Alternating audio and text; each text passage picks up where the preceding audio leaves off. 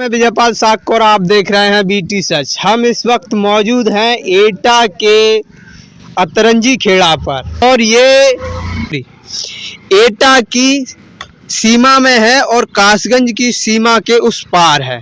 यहाँ से कासगंज की सीमा स्टार्ट हो जाती है इधर के लिए और इधर के लिए एटा की सीमा स्टार्ट हो जाती है।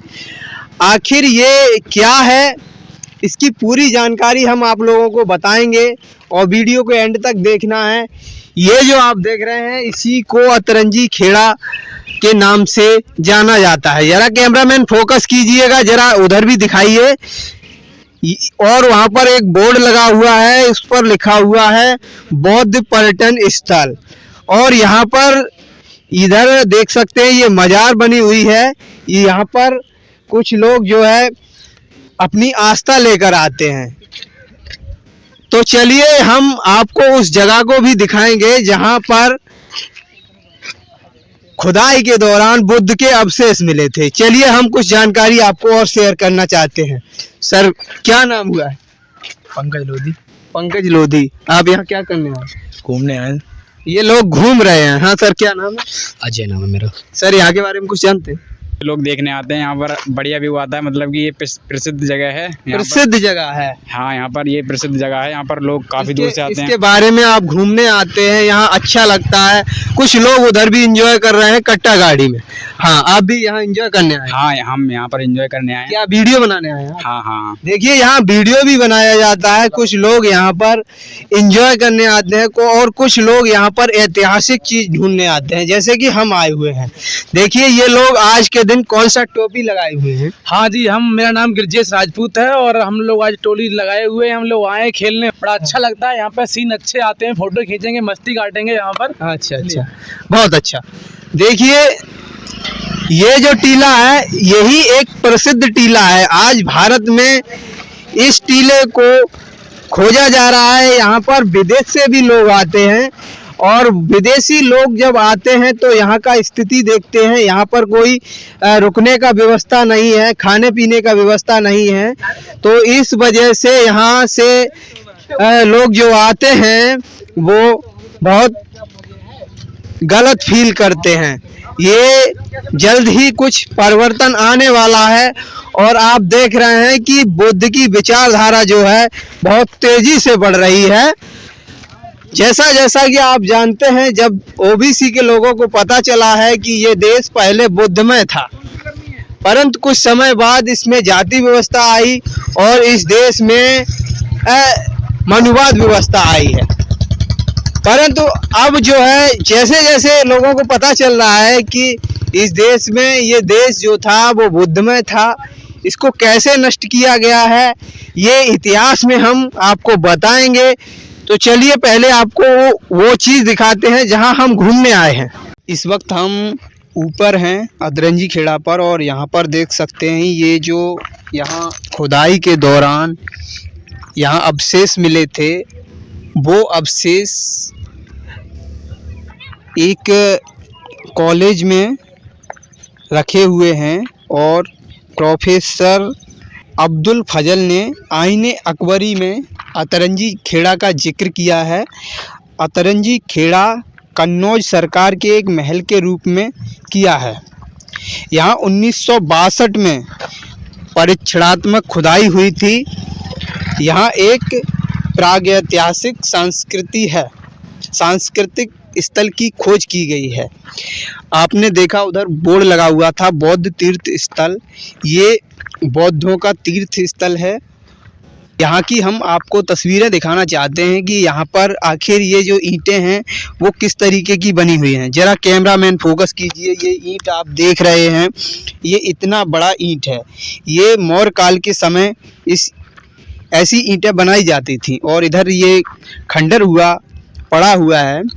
और इसे खंडर क्यों किया गया था, किसके द्वारा किया गया है, ये हम भारत कोश ज्ञान के माध्यम से हम आपको बताना चाहते हैं। कहा जाता है कि राजा बैन ने मोहम्मद गौरी को उसके कन्नौज आक्रमण के समय परास्त किया था, किंतु बाद में बदला लेकर गौरी ने राजा बैन को हराया और उसके नगर को नष्ट कर दिया गया। यह हूण के अंदर से हजरत हसन का मकबरा निकला था जो इस लड़ाई में मारा गया था। और इसका जिक्र युआन चुआंग ने पिलोसना या बिलासना नाम से किया है, किंतु यह धारणा गलत सिद्ध हो चुकी है। ये धारणा गलत सिद्ध नहीं हुई है, बल्कि यह सत्य है कि यहाँ पर ये जो अतरंजी खेड़ा है वो बौद्धों का तीर्थ स्थल है और ये अभी पुरातत्व सर्वेक्षण विभाग के अंडर में है। पुरातत्व सर्वेक्षण विभाग है, यहाँ पर सिर्फ बुद्ध के ही मंदिर को बना सकता है, क्योंकि ये गुप्त कालीन समय की जगह है। और यहाँ का इतिहास जो मिलता है, हम जानते हैं, हम पढ़ते हैं सम्राट अशोक के बारे में, चंद्रगुप्त मौर्य के बारे में, तो जो यहाँ के देश के मूल निवासियों का इतिहास है, ये सम्राट अशोक के समय में बौद्ध धर्म को बहुत तेज़ी से प्रसारित किया गया था। बौद्ध धर्म ने सम्राट अशोक को इतना प्रभावित किया कि उसने अपने पुत्र और पुत्री को श्रीलंका प्रचार प्रसार करने के लिए भेज दिया था। तो ये इसी तरीके के न जाने कितने जगह भगवान गौतम बुद्ध के अवशेष मिलते हैं। और ये धरती, मैं यकीन के साथ कहता हूँ, ये जो धरती है ये बुद्ध का भारत था। और पहले सबसे पहला जो धर्म है वो बुद्ध धर्म है, क्योंकि बौद्ध धर्म ही प्राचीन धर्म है और बुद्ध ने ही आत्मज्ञान की खोज की। उन्होंने एक ऐसे ज्ञान की खोज की जिसने दुनिया को हैरान कर दिया। आखिर वो ज्ञान क्या था, आज तक कोई नहीं समझ पाया, और जो उस ज्ञान को समझ सका वो बुद्ध बन गया है। देखिए, यहाँ पर आप लोग घूमने आइए और आप एंजॉय कीजिए। यहाँ पर आपके लिए जितने भी बौद्ध लोग हैं यहाँ पर घूमने आ सकते हैं। ये जो हमारे सोशल मीडिया के माध्यम से आप लोगों तक आवाज़ पहुँच रही है। अब हम इस वक्त पहुँच चुके हैं अचलपुर में, और यहाँ पर जो भगवान गौतम बुद्ध के द्वारा ये अपना निवास किया गया था उस जगह पर मौजूद हैं। यहाँ पर देखिए कुछ विकास हुआ है अभी पुरातत्व सर्वेक्षण विभाग के द्वारा, और ये यहाँ देख सकते हैं, इधर ये कैमरामैन दिखाइए, इधर ये स्तूप लगे हुए हैं और बैठने के लिए सीट वगैरह भी लगाया गया है। और इधर देखिए ये जो भगवान गौतम बुद्ध का मूर्ति लगी है और इस पर लिखा हुआ है बौद्ध तीर्थ स्थल अतरंजी खेड़ा। वहीं एक और इधर मंदिर बना हुआ है जो सनातनियों के द्वारा बना दिया गया है। आप देखते हैं जहाँ भी भगवान गौतम बुद्ध के तीर्थ स्थल हैं वहाँ पर सनातनियों के द्वारा कुछ न कुछ आडंबर फैलाया गया है। तो ये देखिए ये स्तूप लगा हुआ है और इस मंदिर के अंदर भी एक स्तूप लगाया गया है। स्तूप लगा हुआ था पहले से। तो इस पर देखिए इसको देवी की तरह उस पर तिलक लगा दिया गया है और उसमें कुछ मूर्तियां रख दी गई हैं। ये सब उसका एक रूप चेंज करके इसको शिवलिंग मान लिया गया है इसको। दरअसल ये जगह जो है वो भगवान गौतम बुद्ध की तीर्थ स्थली है। जिन लोगों ने ये पहले किया था, परंतु अब ये पुरातत्व सर्वेक्षण विभाग के द्वारा इसे बौद्ध तीर्थ स्थल घोषित कर दिया गया है। चलिए हम कुछ लोगों से भी बात करते हैं, यहाँ जो भंतेगढ़ लोग हैं उनसे बात करते हैं, यहाँ के बारे में बेहद इतिहास जानने की कोशिश करेंगे। इससे पहले मैं आपको दिखाना चाहता हूँ यहाँ पर सारे महान पुरुषों की मूर्तियाँ लगी हुई हैं और फोटो भी लगे हुए हैं। इधर बाबा साहब और माता सावित्रीबाई फूले, ललई सिंह यादव, तमाम बहुजन क्रांतिकारियों के फोटोस लगे हुए हैं। अब हम आपको, तो हमारे साथ भंते जी अब जुड़ चुके हैं। चलिए इनसे कुछ सवाल करते हैं, आखिर यहाँ पर क्या इतिहास है जो भगवान गौतम बुद्ध से जुड़ा हुआ है। हाँ तो सर क्या नाम है? मेरा नाम भंते धर्मरक्षित है और मैं इसके बारे में बता रहे हैं। एक समय भगवान बुद्ध मथुरा में ठहरे हुए थे, वहाँ धर्म प्रवचन हो रहा था। वहाँ बैरंजा का राजा भी गया हुआ था।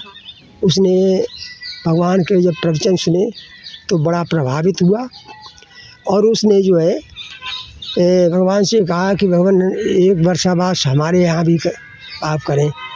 भगवान ने उस वर्षावास करने के लिए स्वीकार कर दिया। तो 517 ईसा पूर्व में यहाँ आए थे। ये भगवान का 12वां वर्षावास था और सबसे कठिन भी वर्षावास था, क्योंकि यहाँ जिस समय आए हुए थे तो यहाँ सूखा पड़ा हुआ था, पानी नहीं बरसा था। जब पानी नहीं बरसा था तो अनाज नहीं पैदा हुआ। अब जब अनाज नहीं पैदा होगा तो मनुष्य खाएंगे क्या। तो वो जहाँ भी जाते थे, जिस किसी उपासक के यहाँ भिक्षा में कुछ भी नहीं मिलता था और राजा ने भी नहीं पूछा। अब उसके बारे में लोग अपने अपने अनुमान लगाते हैं, कुछ भी रहा हो, उस राजा भूल गया हो या और कोई बात रही हो, उसने नहीं पूछा। तो यहाँ नदी के किनारे अफगानिस्तान से आए हुए घोड़ों के व्यापारी टिके हुए थे और जो घोड़ों के लिए दाना लाए हुए थे, उसी दाना को जो है उसी में से बिच्छुओं के लिए दान देते थे। तो उसी को जो है कूट पीस कर खाते थे और इस तरह से 4 महीने का वर्षावास पूरा किया। कुछ बिच्छुओं ने कहा भी कि भगवान यहाँ भोजन नहीं मिलता है, हमें किसी दूसरी जगह चलना चाहिए। भगवान ने कहा कि अब यहाँ से आ गए हैं तो यहाँ से दूसरी जगह नहीं जाएंगे, वर्षावास पूरा करने के बाद में ही चलेंगे। जब वर्षावास पूरा हो गया तो आनंद ने कहा भगवान अब तो यहाँ से चलना चाहिए, हमारा वर्षावास भी पूरा हो चुका है। आनंद से कहा हे आनंद, जिसके बुलावे पर हम आए हैं, अपनी मर्जी से नहीं आए, किसी के बुलावे से आए हैं, तो उसको तो हम बता दें कि हमारा वर्षावास पूरा हो गया है और अब हम यहाँ से किसी दूसरी जगह के लिए प्रस्थान करेंगे। तो राजा के यहाँ जाते हैं, राजा से कहते हैं राजन, तुम्हारे बुलावे पे हम यहाँ आए हैं और इस वर्षावास से जो भी पुण्य कमाया है वो आपको प्राप्त हो। तो राजा बड़ा शर्मिंदा होता है कि मैंने बुलाया और फिर पूछ नहीं पाया। तो कहता है भगवान कल हमारा भोजन आप स्वीकार करें कल के लिए। दूसरे दिन भगवान उसके दरवाजे पर जाते हैं, भोजन करते हैं, तब यहाँ से फिर दूसरी जगह शंखा होके कनौज के लिए निकल जाते हैं। भगवान गौतम बुद्ध जब यहाँ रुके थे तो उसके बाद फिर बारिश हुई या नहीं? बारिश तो बाद में हुई, बारिश उस साल पानी नहीं बरसा था जी। हाँ, वर्षा नहीं हुई थी। चलिए कुछ और जानकारी भी हम जानने की कोशिश करते हैं। यहाँ का जो इतिहास था आपने सुना। भंते जी, जैसे कि ये जो जगह है यहाँ खुदाई हुई थी तो किसके द्वारा कराई गई? खुदाई अलीगढ़ यूनिवर्सिटी के जो प्रोफेसर थे उनकी देखरेख में हुई थी और यहाँ जो भी अवशेष निकले वो अलीगढ़ यूनिवर्सिटी में वहाँ जमा है। जमा भी? हाँ, जो कोई उनको देखना चाहे तो वहाँ जाना पड़ेगा। हाँ, और कुछ अवशेष यहाँ पर भी है? हाँ, कुछ अवशेष बरसात में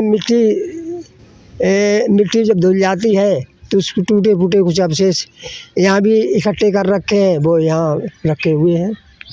जी, इसको तोड़ने में किसका हाथ हो सकता है? क्या तोड़ने? ये जो स्तूप है इसको तोड़ने में किसका? नहीं, स्तूप यहाँ तो तोड़ने यहाँ नहीं, वो जो टीला है उसको ध्वस्त करने में किसका?